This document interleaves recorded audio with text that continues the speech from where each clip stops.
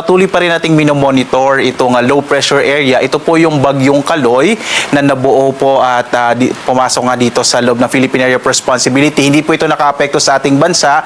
At itong low pressure area na ito, bagamat patuloy nating minomonitor, ay hindi naman natin inaasahan na lalakas pa at magiging bagyo o makakaapekto sa ating kalupaan. Posible nga po sa mga susunod na araw ay malusaw na lamang itong low pressure area na ating minomonitor.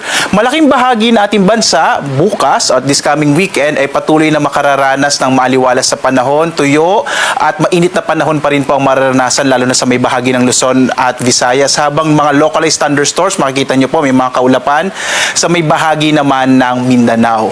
Samantala, posible din na maging maulap ang kalangitan sa may dulong bahagi ng Northern Luzon. Makikita nyo po itong mga kaulapan na to. Ito ay bunga po ng frontal system na siya nakakaapekto sa may extreme Northern Luzon. Maaaring magdala ng maulap na kalangitan na may kalat-kalat na mga pag-ulan this coming weekend sa may bahagi naman ng Batanes.